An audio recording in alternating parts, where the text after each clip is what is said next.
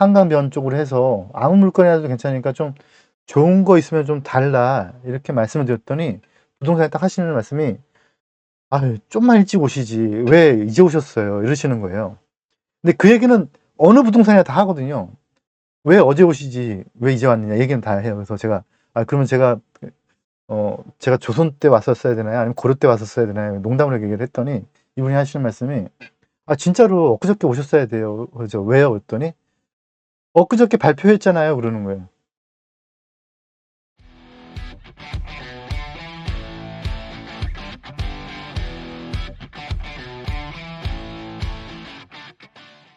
오늘은 부동산 언제 상승하는지에 대해서 좀 예측을 해 보는 시간을 갖도록 할게요. 부동산이 안 좋다고들 얘기하는데 그런데 뭐 저는 약간 좀 생각이 다르긴 하지만 뭐 하여간 안 좋다는 뉴스가 많고 지표가 그렇게 나온다고 하니깐요. 안 좋다고들 하는데 그러면 안 좋으면은 좋아지는 때가 오겠죠. 그래서 좋아지는 타이밍을 어떻게 우리가 그 바텀에 대해서 좋아지는 타이밍을 어떻게 볼 것이냐 그걸 좀 생각을 해 보도록 할게요. 우선 보시면 최근에 뉴스들을 보시면 이제 이런 뉴스들이 많이 나오고 있어요. 그래서 뭐 하락, 뭐 하락폭 최대, 뭐 최대폭 하락 뭐 이런 뉴스들이 많이 나오고 있고요. 그래서 좀 불안해하시는 분들도 많이 있고 그리고 유튜브에서도 또 상당히 많은 얘기들이 오가고 있는데 하락론자들이 대다수에 있죠. 어떤 분은 좀 심하게 표현하시는 분들은 뭐 40% 까지 하락을 한다고 하죠. 근데 뭐 이건 IMF보다도 더 심했던 거거든요.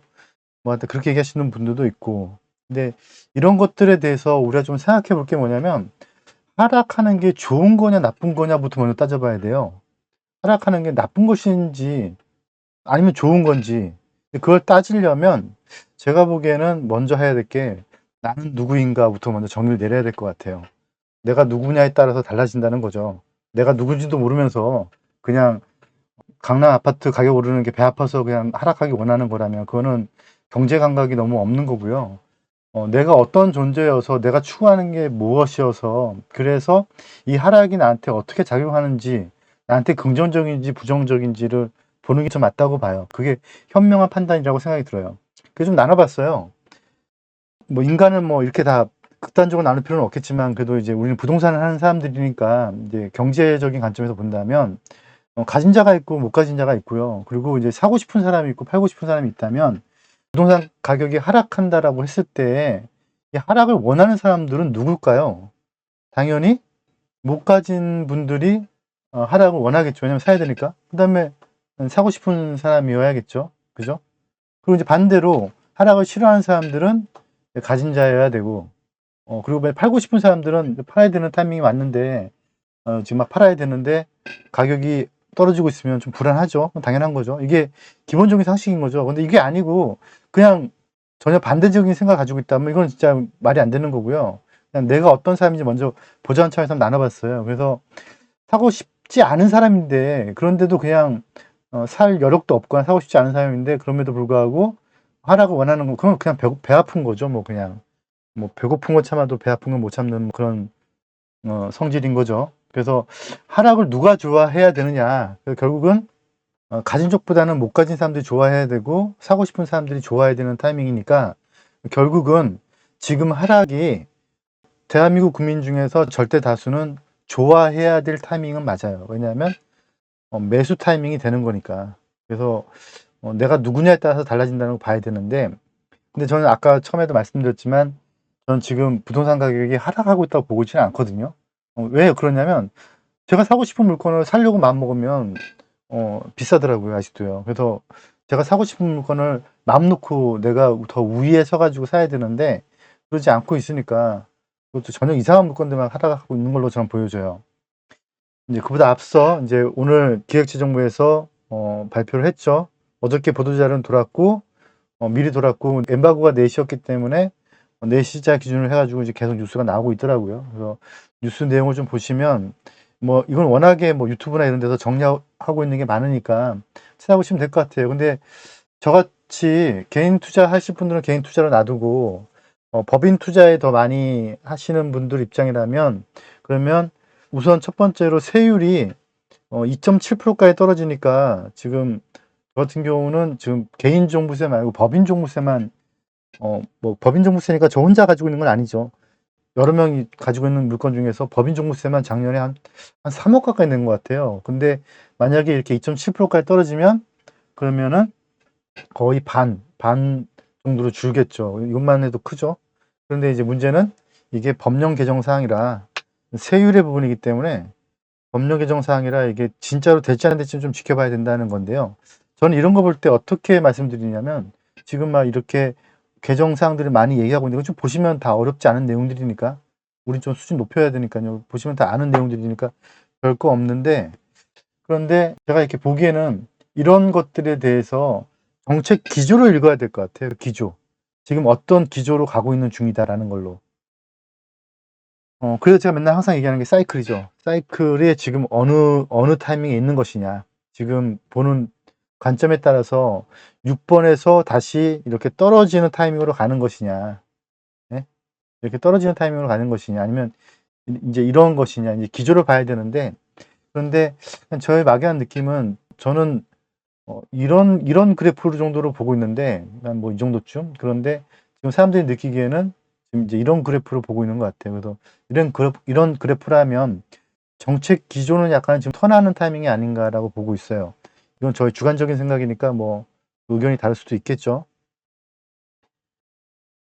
그런데 이제 우리가 봐야 될 것 중에서 하나는 뭐냐면 냉철한 시각을 갖기 위해서 언론의 분석을 막연히 믿지는 말자라는 거예요. 그래서 똑같은 사안을 놓고도 또는 정반대의 사안을 놓고도 달리 해석하는 경우가 많이 있거든요. 그래서 제가 그런 표현을 드렸죠. 물이 컵에 반만 들었다면 어떤 사람들은 반밖에 안 들었다라고 보는 사람도 있고 어떤 사람들은 반이나 있네라고 생각하는 사람도 있는 거니까. 그래서 저는 지금의 기조를 기회로 판단하고 거기에 맞는 상품을 선택해야 되는 문제인 것이지 너무 부정적으로 보는 건 안 좋다고 보는데 언론의 기조들은 대부분 다 부정적인 기조들이 많아요. 한번 예를 한번 들어볼게요. 국제 유가가 상승할 때 보통 뭐라고 얘기하냐면 국제 유가가 상승한다. 그러니까 비용의 증가로 경기가 나빠질 것에 대한 지표다. 이렇게 얘기를 하죠. 최근에 그래서 이런 뉴스들이 꽤 많이 나갔고 막 유류세를 깎아주면서까지 국제 유가를 잡으려고 노력을 했고 그런데 또 얼마 전에 또 유가가 하락하고 있거든요. 하락하니까 또 뉴스에서는 또 뭐라 나가냐면 경기가 나빠지려는 신호를 시장이 먼저 반영을 해서 유가가 하락하는 거다.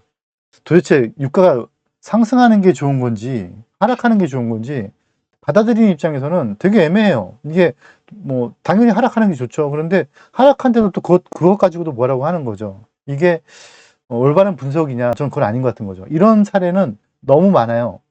환율이 상승한대요. 그러면은 안 좋대요. 왜냐하면 수입 물가가 상승하니까 가계 부담이 커진다는 거죠. 환율이 하락한대요. 또 그것도 안 좋다고 얘기를 하죠. 왜냐면은 수출에 비상이 걸리니까. 너무 많죠. 금리가 상승하면 물가 지수가 높아져서 인플레이션이 하이퍼 인플레이션으로 가서 뭐 빅스텝으로 대응을 해야 되고 나쁘다. 금리가 하락할 때는 경기가 나빠진다. 그럼 나쁘다.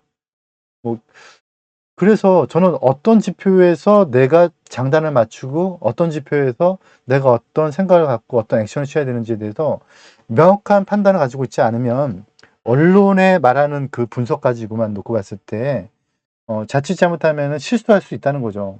전세가가 상승하면 당연히 매매가 대비 전세가가 상승을 하면 매수 타이밍이죠. 왜냐하면은 그만큼 갭이 줄어드니까 우리는 그렇게 알고 있죠. 그런데 뭐 깡통 전세가 우려된다고 하면서 또 나쁘다고 하고 전세가가 하락하면 또 하락하니까 나쁘다고 하고 매매가도 마찬가지고죠. 이런 일들이 너무 많아요. 그래서 우리는 정확하게 현상을 직시를 해야 되는 것이지 언론의 얘기들을 너무 그냥 믿어버리지는 말자라는 게 제가 주장하는 바죠. 그래서 언론의 뉴스를 보면 도대체 어쩌라고라고가 많아요. 비 오면 비 와서 걱정, 뭐 더우면 더워서 걱정.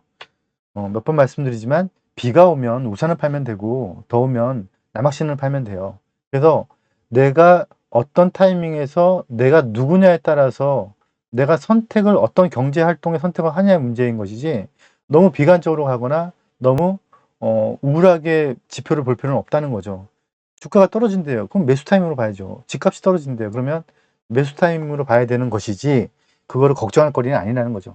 그래서 제가 보기에는 지금 워낙에 똑똑한 분들이 많이 생겨서 저는 저 같은 사람들이 많이 늘어나고 있다고 보거든요. 그래서 지켜보고 있는 거라고 보여지지 그렇지 않은 사람들은 매스컴 뉴스를 보면서 이제 쫄고 있는 사람들도 있을 수 있죠. 그래서 매스컴은 지금 보합이라고 얘기를 하는데 저는 보합보다는 관망이라는 표현이 맞는 것 같아요. 그래서 지켜보는 사람들이 많은 것이지 쫄고 있는 사람들이 물론 많을 수 있겠죠. 그런데 현명한 사람들은 지금 관망의 태세를 보이고 있고 매수 타이밍을 보고 있는 거죠. 그래서 바텀을 지금 어디까지 내려가는지 이게 지금 내려가고 있지도 않지만요. 내려가는지를 보려고 하고 그 타이밍이 왔다는 생각이 들면 매수를 고려하고 있는 것이지 보합이란 판단은 안 들어요. 그래서 시장 참여자 중에서 막 극단적으로 하락론자들, 하락을 만을 주구장창 얘기하시는 분들은 그러면 이 시장에 참여하지 말아야 되는데 빠져야 되는데 그렇지 않죠. 그 사람들도 계속해서 유튜브 활동을 하고 있고 계속해서 기웃기웃하고 있죠. 그래서 저는 그거를 관심자라고 표현을 해요.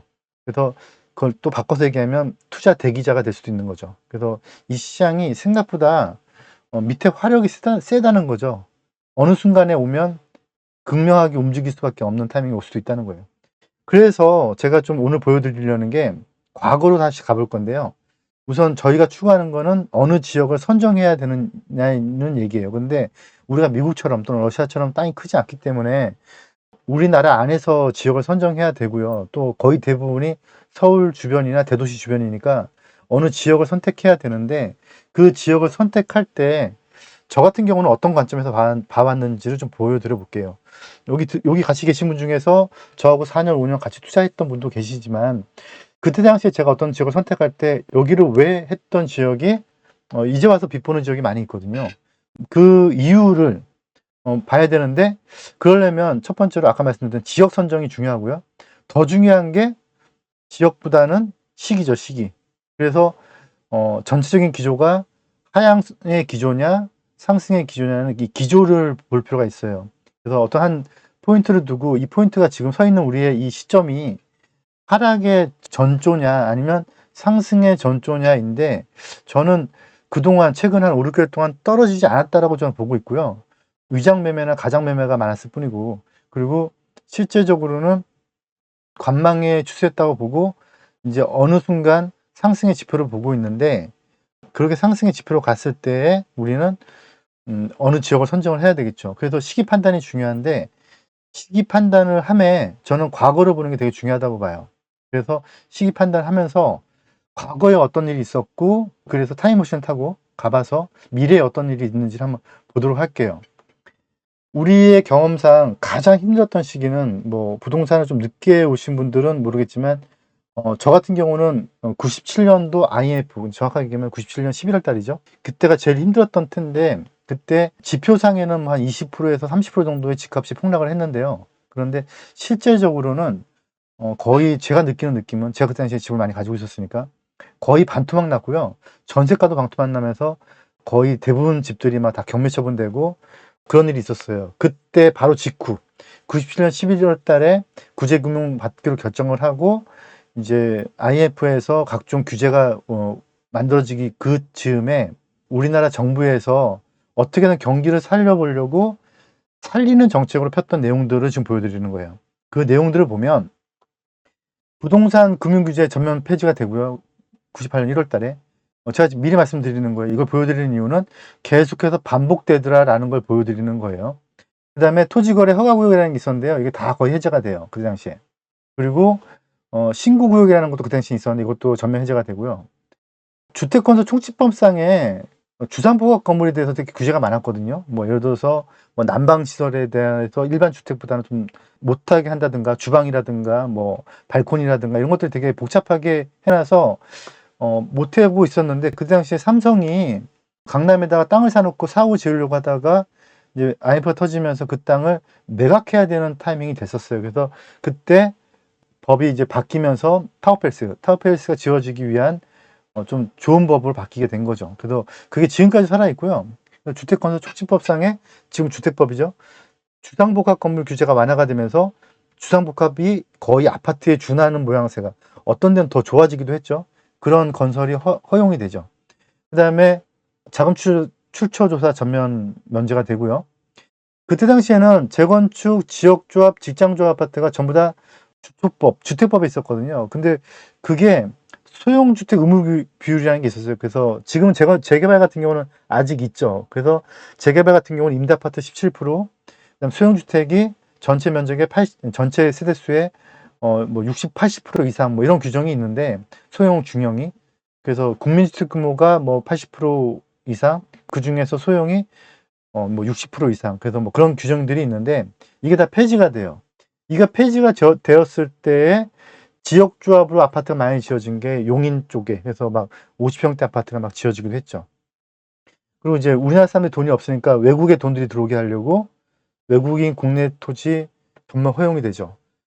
지금 조인스랜드 컨설팅에 계시다가 지금 정비업체 하셨던 분이 한 분 계신데 지금 전국에 한 5, 60개 정비업체 하시는 분이 계세요. 제가 예전에 있던 회사에 저한테 많이 알려주셨던 분이신데 그분이 96년 7년도에 거성이라는 거성 부동산 중개법인의 회사에 근무하시다가 이제 저도 이제 거기 있었거든요. 있다가 98년도에 딱 나와가지고 98년도까지만 해도요 등기부 등본이 인터넷 발급이 안 됐었어요. 그리고 지금은 A4 용지에 나왔지만 그때는 16자리째 나왔었거든요. 복사를 해줬죠. 등기소에 가면요. 복사를 해준 거를 발급을 받아보면은 다 한문으로 써 있는 경우가 많았고. 근데 제가 아시던 그때 그분이 서울 시내에 있는 빌딩들만 전부 다 등기부 등본을 띄워가지고 영어로 번역을 해서 요때 외국계 기업한테 그거를 CD에 담아서 한 장당 5천만 원씩에 팔았었어요. 근데 그게 팔리더라고요. 예.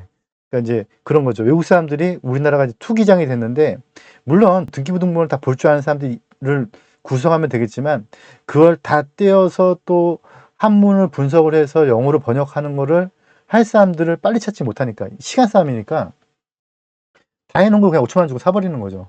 그래서 그분 돈 많이 버셨었어요.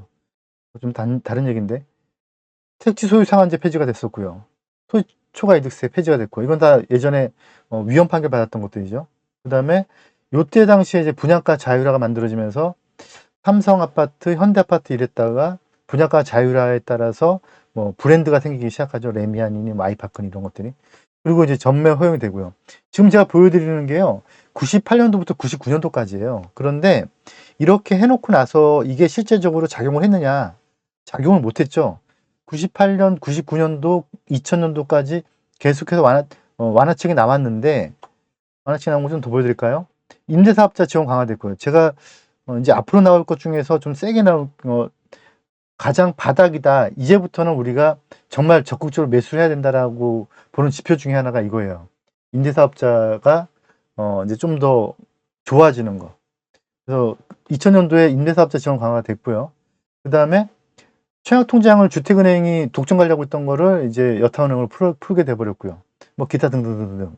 그래서 98년부터 2001년도까지 콜금리 완화까지 해가지고 엄청나게 많은 완화책들이 발표가 되는데 그럼에도 불구하고 움직이지 않았어요. 그랬다가 갑자기 2002년도 말부터 폭등을 했죠. 가격이 막 진짜 어마어마하게 폭등하기 시작을 했죠. 지금 생각하면 뭐 폭등 정도는 아니지만 그래도 그때 당시 가격이 워낙 쌌기 때문에 폭등을 해서 이제 정책이 이제 갑자기 확 선회를 해서 이제는 규제책으로 바뀌게 돼요. 규제책 내용들을 보면 2002년 말까지 폭등을 하고요. 그러니까 다시 한번 정리를 해봐드리면 98, 99, 2000, 2001년도까지 정책이 완화 정책을 계속 쏟아내다가 2001년 말 2년 동안 엄청나게 폭등을 하는 거죠. 그리고 그 폭등은 2003, 2004, 2005, 2006, 2007까지 연결이 되는데 2007까지 계속 폭등하는 과정에서 정책은 이제 2003년도부터 규제를 시작을 해요.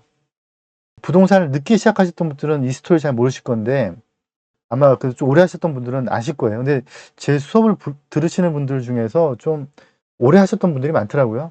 그래서 이제 그때 당시에 부동산 규제책들을 보면 이제 안정대책이 나오기 시작하는 거죠. 전매금지가 들어가기 시작하고요. 투기가해지고 뭐 조정지역이라는 개념은 나중에 생겨나기 시작하죠. 그 다음에 다시 또 소형평 의무규정이 생겨나기 시작하고 양도세 중과 LTV 이후에 뭐 DTI나 이런 게 나오기 시작하고요. 그런 다음에 이제 신도시 계획이 발표가 되는 거죠. 이제 이런 것들이 제가 이제 이런 것들 보여드리는 이유가 한 가지예요. 자꾸 반복되더라는 거죠. 그리고 그때 당시에 계속해서 규제가 나옴에도 불구하고 2003, 2004, 계속해서 한 두 달에 한 번, 한 달에 한 번씩 계속 규제책이 나옴에도 불구하고 집값은 계속 떴어요. 뜨다가 가장 마지막 한 방이 뭐였냐면 831 대책이었죠. 예, 이게 이제 부동산 오래 하셨던 분들은 832 하면 아실 거예요. 그리고 831 후속 대책인 330 대책, 이게 이제 제일 컸죠. 그래서 엄청나게 많은 대책들이 나오면서 그 중에서 신도시 개발 계획이 발표가 되죠. 그래서 지금도 제가 보기에는 공급이 없는 한 저는 잡지 못한다라는 게 저의 생각인데, 그래서 이제 공급 대책이 뭐 땅이 없으니까 한계점이 있긴 하지만 그래도 결국은 공급을 해줘야 된다는 얘기예요.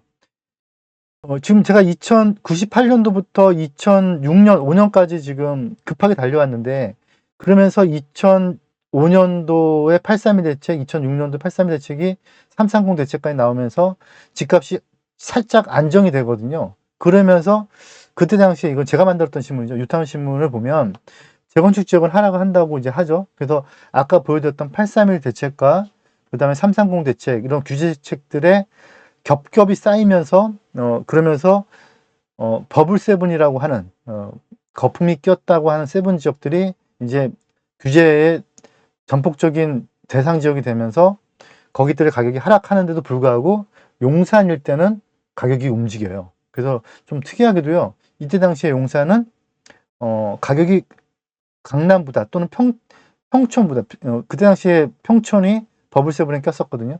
평촌보다 가격이 월등하게 급등함에도 불구하고 버블 세븐에 끼지 않죠. 여기는 용산은요. 그러면서 이제 조금 이제 2006년부터 다시 또 슬렁슬렁 움직이기 시작을 해요. 그래서 이제 콜금리를 전격 계속 인상을 하죠. 이제 여기서부터가 지금 상황하고 비슷한 거죠. 인상을 하고요. 그럼에도 불구하고 이제 가격은 이제 쭉쭉 떠요. 이때 당시에 9월달, 2006년도 9월달 뉴스를 한번 보도록 할게요. 이거 제가 만들었던 신문이에요. 다른 신문을 이렇게 쓰게 되면은 뭐 저작권법에 걸린다고 하더라고요. 살짝 쓰긴 하는데, 이 신문에 보면 지금 잘 안 보실 수도 있는데 2006년 9월 7일이거든요. 수색 뉴타운의 지금 가격이요. 대지분 10평짜리를 놓고 봤을 때 최저 한 1,500, 상한이 한 2,300. 그러니까 대지분 10평짜리가 2억 3천인 거죠. 예. 지금 여기 가격들 다 알고 계시죠? 그러면 이제 우리 다시 타임머신 타고 2006년도로 간다면 이걸 사야겠죠, 그죠? 예, 사야 돼요. 돌아갈 수가 없죠, 우리는. 돌아갈 필요도 없어요, 사실은요. 지금만 잘 판단해도 돼요. 유타운 신문에 그 당시에 제가 시세표를 작성해서 보여줬었거든요. 이거 한번 합계해서 한번 보도록 할게요. 한남 유타운의 가격을 보도록 할게요. 2006년도 9월달 신문이에요. 대지지분 28평짜리가 6억이에요. 그 다음에 대지지분 8평짜리가 2억 4천이네요. 대지지분 11평짜리가 4억 천인데 실투자 3억 9천에 전세 2천 있나 보네요. 그죠?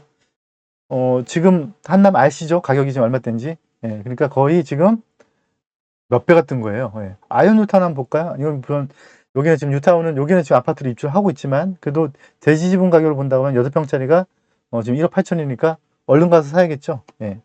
그런데 여기가 지금 가격이 올랐다가 그때 당시에 잡고 있는 타이밍에서 가격이 주춤하던 타이밍이라는 거예요, 지금요. 한남 뉴타운 아까 다시 확대해서 보면요. 11평짜리가 지금 4억 천이죠. 네. 4억 천이면 지금 아시는 분들 아시겠지만 지금 거의 20억에 준하고 있어요. 그러니까 몇 배가 올라가는 거예요. 어마어마하게 올랐죠. 성수동 한번 보도록 할까요? 성수동은요, 더 심해요. 12평짜리가 2억 9천이에요. 지금 성수동 같은 경우가 1구역 같은 경우 지금 거의 한 18억 정도, 20억 정도 하거든요. 근데 12평짜리가 지금 여기 같은 경우에 6평짜리 2억 9천이네요. 가격이 엄청 싸죠. 이때로 돌아갈 수만 있다면 좋겠는데 돌아갈 수 있는 방법은 전혀 없어요. 네.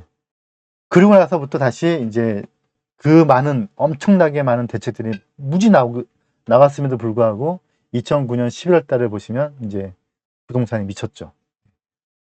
그동안 올랐던 것에 비교도 안 될 만큼 가격이 오르기 시작을 해요. 그래서 어떤 일이 벌어지느냐.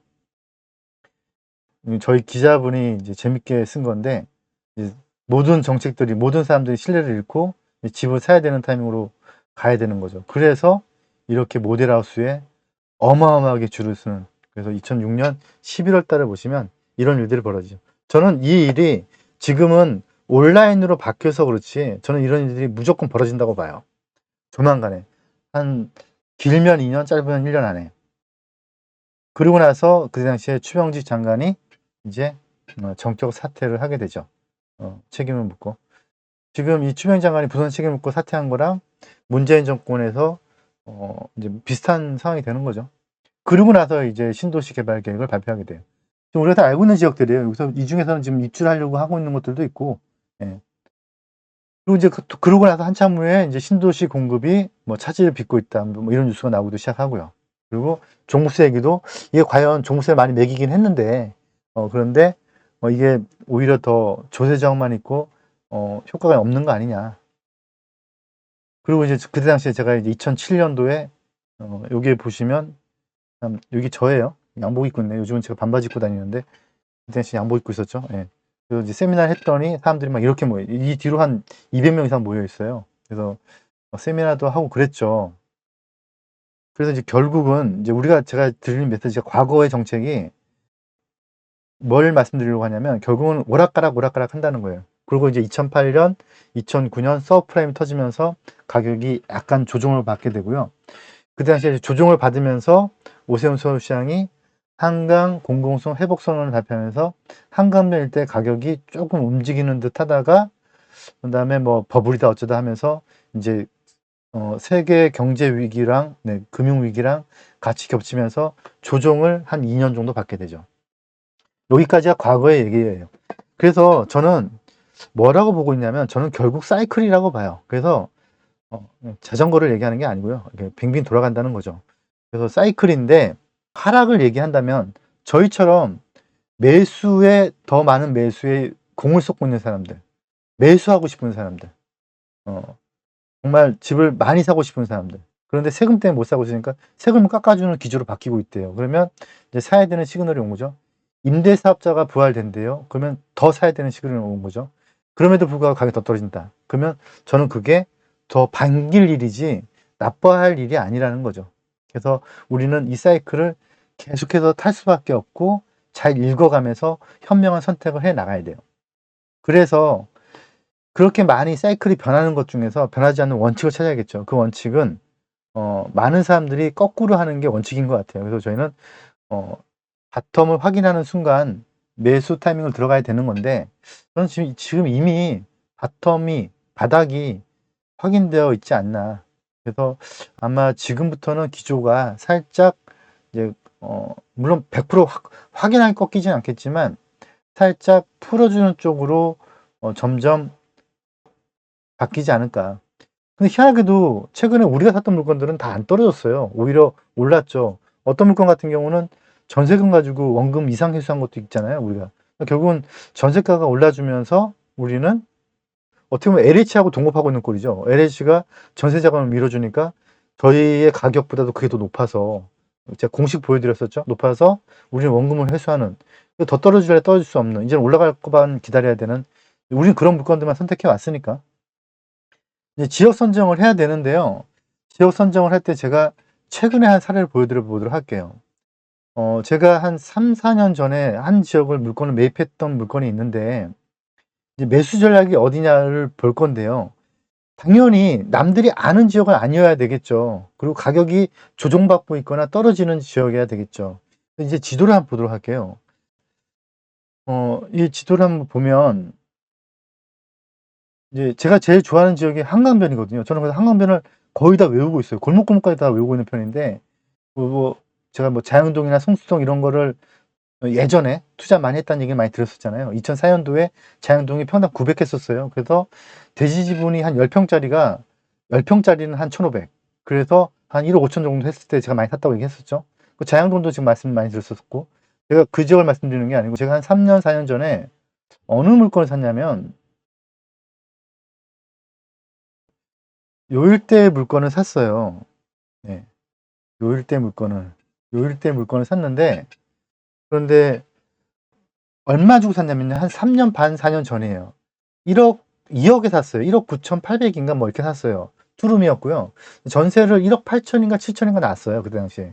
그러고 나서 2년이 지나고 나서 이제 갱신해도 되는데 세입자가 나간다 그래서 내보내고 그걸 다시 2억 3천에 전세를 놨거든요. 최근에. 그래서 전세 금액이 2억 3천에 놓으면서 매매가는 우리가 2억에 샀으니까 3천만이 남은 거죠. 그래서 원금 회수는 다 됐어요, 이미요. 그래서 이제 이거를 얼마에 팔까 해서 제 느낌에 그래도 뭐 2억에 샀으니까 한 3억 5천, 4억에 내놓으면 팔리지 않을까라고 해서 이제 부동산에 내놓으러 갔죠. 근데 여기서부터 제가 스킬을 보여드리려고 하는 거예요. 많은 분들은 어떻게 내놓냐면 그냥 이거 얼마면 팔 수 있을까요? 라고 이렇게 내놓죠. 네. 그러면 부동산에서는 이렇게 얘기를 하겠죠. 이거 요즘에 거래되는 게 얼마인데 뭐 전세 가격이 얼마니까 얼마에 내놓으면 팔리는데 근데 뭐 물건들은 그보다 좀 더 높게 얼마에 나와 있습니다. 이렇게 얘기를 많이 하는 거죠. 그래서 저는 항상 제가 물건을 팔 때 어떻게 접근하냐면요. 그 지역에 가서 부동산 두세 군데에 사러 가요. 팔러 가는 게 아니고. 그래서 제가 사러 갔죠.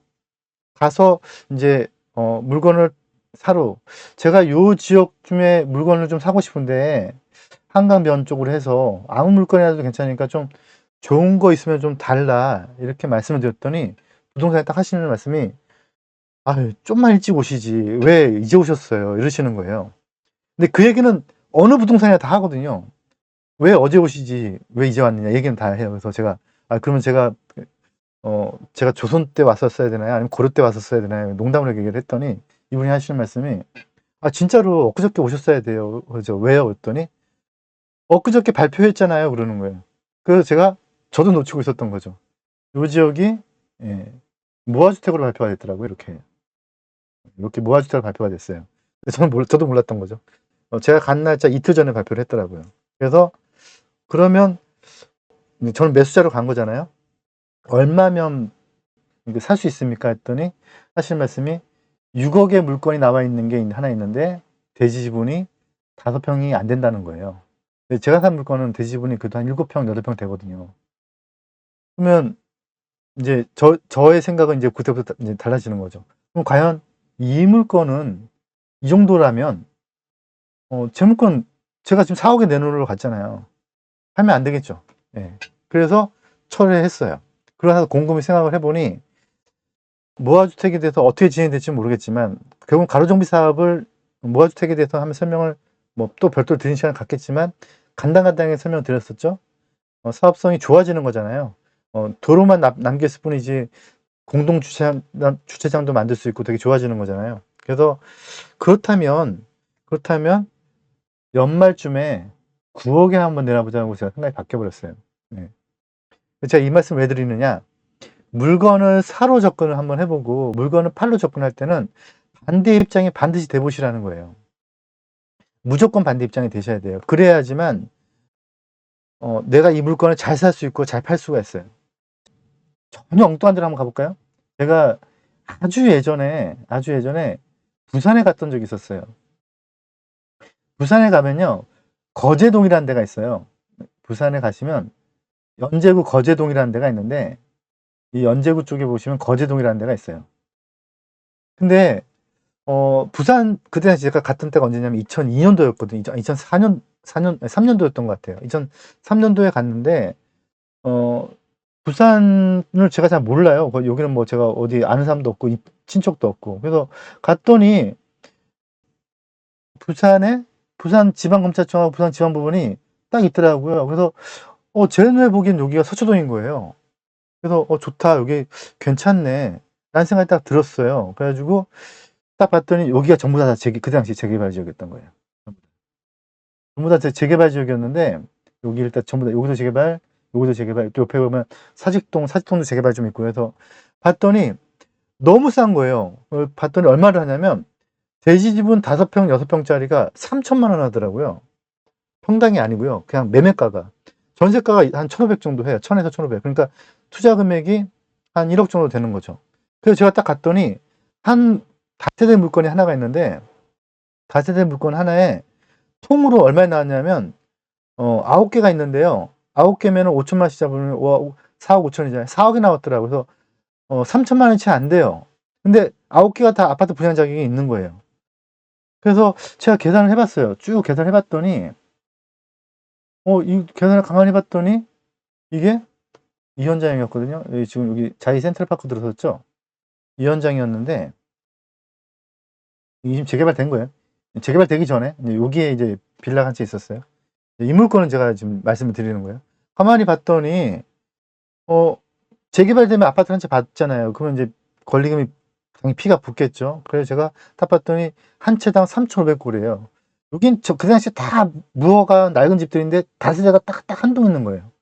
그러니까 여기 바로 옆에 교대가 있거든요. 교대생들한테 전세를 놨더니 전세가 3천에 나가더라고요. 그래서 3,500 주고 사면은 500만 원밖에 안 들어가는 물건이에요. 그래서 얼른 제가 그 9개 다 샀죠. 물론 그때는 이제 월세가 있어가지고 통으로 돈이 다 들어갔어요. 4억이 들어갔고, 이제 월세를 다 내보내고 전세를 놓으면서 저는 전세금 가지고 다 원금을 회수를 했죠. 그리고 이제 제가 이제 이걸 팔려고 봤더니 안 팔려요. 제가 이걸 한 4, 5년 가지고 있었어요. 왜 안 팔리냐면요. 부산 사람들은요, 대지분이 6평 미만이면 아파트 못 받는다고 다 그렇게 알고 있는 거예요. 제가 아니라고 아무리 얘기해도 사람들이 믿질 않아요. 그렇게 아파트 받아본 사례를 주변에서 못 봤으니까. 그래서 제가 또 이 말씀 왜 드리느냐. 내가 아무리 좋은 물건을 가지고 있어도 살 사람이 없으면 장기 보유로 갈 수밖에 없는 거예요. 물론 저 같은 경우는 이제 원금을 거의 회수했으니까 그때 당시에 2004년도인가 원금을 다 회수했을 거예요, 아마. 근데 그래도 어찌됐건 간에 돈이라는 게 회전이 돼야지 또 다시 돈을 버는 거니까. 그래서 항상 어느 한 지역을 갈 때 내가 이걸 사고 싶다. 그러면 어떻게 접근하셔야 되냐면 매수로 접근을 꼭 한번 해보시라는 거죠. 매도로. 또는 팔고 싶으면 매수로 접근하고 반대로 접근 한번 해보시라는 거예요. 그렇게 접근을 하면 그 동네 현장 분위기를 전혀 역의 방향으로 볼 수가 있어요. 역의 방향으로 보면 그러면 좀 더 다른 각도에서 보면서 내가 정확한 판단을 할 수가 있다는 거죠. 그런 다음에 다시 내가 팔 건지 살 건지를 다시 분석해 들어가면 돼요. 양쪽의 측면을 다 보시라는 거죠. 그리고 저는 지역을 볼 때 제가 2004년도, 제가 2005년도에 책을 썼다고 했죠. 2005년도 책에 제가 뭐라고 썼냐면 성수동에 투자해라 라고 대놓고 썼어요. 책에다가. 예. 지금이야 다 알려져 있는 내용이죠. 근데 그때 당시까지만 2004년도까지만 해도 거기는 아무것도 아닌 지역이었거든요. 근데 왜 제가 저기를 투자하라고 책에 썼냐면 한남뉴타운이 평당 3천 했거든요. 아까 보여드렸던 거기가 뉴스 보여드렸던 2005년도 6년도에. 근데 2004년도에 성수동이 평당 900 했다고 그랬잖아요. 그러니까 당연히 비교가 안 되는 거죠. 여기가 너무 월등히 비싼데 제 눈에는 입지가 여기가 훨씬 좋아 보이더라고요. 그래서 어느 부동산에 투자한다는 관점을 가지고 갈 때 저는 제일 1순위가 입지예요, 입지. 입지가 가장 중요해요. 그런데 입지가 좋으면 뭐예요? 가격이 비싸면 끝이잖아요. 그래서 입지가 좋은데 가격이 싸다. 그런 데는 저는 무조건 들어가야 된다는 거죠. 그래서 지금부터 좀 활동적이고 좀 시간이 많이 남으시는 분들 뭘 하셔야 되냐면요.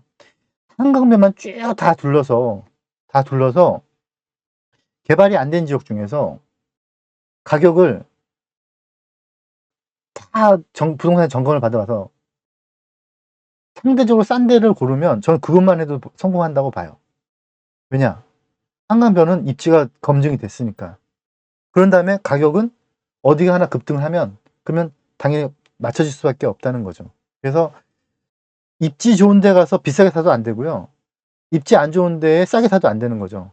입지 좋은 데에 싸게 사야 되는데 그거는 과거로 자꾸 가가지고 과거의 가격에 연연하라는 게 아니고 지금 현재 상황의 가격을 놓고 봤을 때 동일한 입지에 뭐 어딘가는 뭐 정치인이 개발을 해준대, 나는 또 어딘가는 프랜카드가 걸려있대, 이런 게 아니고 그런 거에 참작 요소가 없어서 그냥 단지 그냥 여기는 입지가 좋음에도 불구하고 아무런 바람이 타지 않았다, 그런 지역들은 가격을 보고 들어가도 된다는 거죠. 그래서 저희가 유튜브에 나오는 지역들 또는 뉴스에 나오는 지역들 또는 이미 뭐 무슨 신속 통합 기획, 뭐 모아주택, 이런 것들에 갈 거가 아니고 이런 건 팔 거죠. 그런 게 말이 없는 지역들 중에서 입지가 좋은 지역들을 골라서 저평가된 가격일 때에 들어가면 이제 우리는 성공할 수밖에 없는 거죠. 제가 최근에 수원의 집합건물 재건축 말씀을 드렸잖아요. 근데 그 집합건물 재건축을 추진하시는 분이 저한테 애로점 하나 말씀하시더라고요. 미동의자에 대해서 지금 계속해서 협상을 하고 있는데 그 미동의자 가격을 자꾸 가격이 올라간다는 거예요. 그런데 저희가 추진하는 지역들을 보면 미동이자가 될 만한 물건들은 거의 다 지금 제가 다 사드리고 있으니까 미동이자가 나올 가능성이 별로 없는 거죠. 왜냐하면 많은 숫자의 물건들을 우리가 매입을 먼저 해버리면 되는 거니까. 가격이 반영되기 전에 입지가 좋은 곳에 사야 된다. 어떻게 들으면 이건 제가 유튜브에 공개할 내용이니까 어떻게 들으면 그래서 어쩌라고 뭐 그런 지역이 어딘데 라고 얘기하실 수가 있겠지만 막상 열심히 다니다 보면 저랑 같이 열심히 다니다 보면 충분히 그런 지역들은 많이 있죠. 예. 그래서 앞으로 그런 지역을 찾아야 되는데 열심히 찾아보시자고요. 과거의 흐름을 쭉 놓고 봤을 때 지금은 제가 판단하기에는 정책 기조가 변화되고 있다. 그러니까 지금부터 한 올 하반기까지는 매수 타임을 좀 더 연장을 해서 총알이 아직 남아있다면 매수해도 되겠다는 게 저희 생각이니까요. 조심스럽게 좋은 지역들 한번 잘 발굴해 보시죠. 네. 오늘 수업은 이만 마치도록 하겠습니다.